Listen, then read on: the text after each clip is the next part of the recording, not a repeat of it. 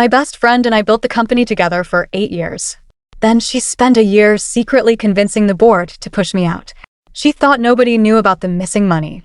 The day she walked into that boardroom and saw me sitting there with my attorney, she finally understood why I had been quiet for so long. I looked at her and said, "You forgot one very expensive mistake. My name is Rachel Donovan. I'm 37-year-old, and for 8 years I gave everything I had to a company I helped build from a spare bedroom with nothing but a laptop and a dream. I met my business partner Lisa Chambers when we were both 27-year-old and broke and certain we were going to change the world. We started Meridian Creative together, a boutique marketing agency in Chicago. I handled strategy and client relationships.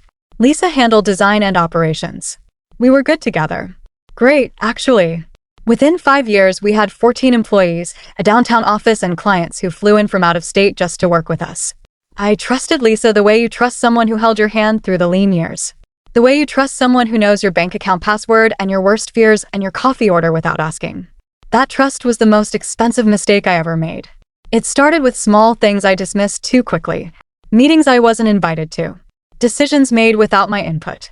2 of our senior team members, Marcus and Diane, who had been warm and collaborative for years, suddenly became distant and overly formal around me. I told myself it was a busy season. I told myself I was overthinking it. I was not overthinking it. 6 months before everything fell apart, I had started keeping copies of everything.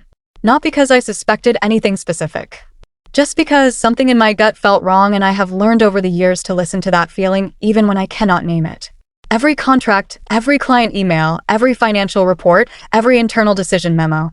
I saved duplicates to a personal drive I kept at home. That drive saved my life. What I eventually discovered, through an email that was accidentally copied to me instead of forwarded without me, was that Lisa had spent the better part of a year quietly convincing our board of directors that I was the problem. That I was difficult. That my client relationships were built on my personality rather than on the company's systems, meaning they would survive without me.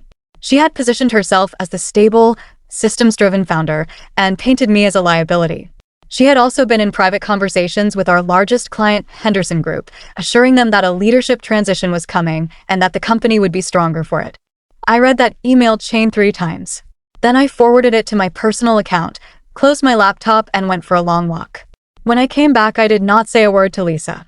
I called my attorney instead. Over the next 2 months, I worked quietly and methodically. My attorney reviewed every founding document and found what I already suspected. Lisa had been making financial decisions that required both our signatures but only carried hers. Small amounts at first, then larger ones. Redirected vendor payments. A consulting retainer paid to a company I had never heard of that turned out to be registered to Lisa's cousin. I had copies of all of it.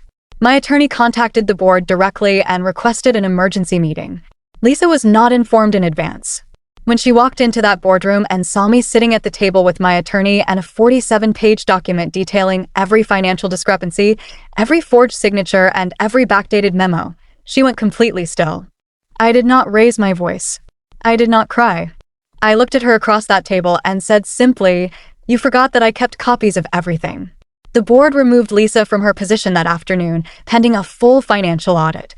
Henderson Group, when presented with the full picture of what Lisa had done, terminated their private conversations with her and reaffirmed their contract with me directly. Lisa was removed from Meridian Creative entirely 4 months later. The audit confirmed $340,000 in misappropriated funds. She faced both civil and criminal charges.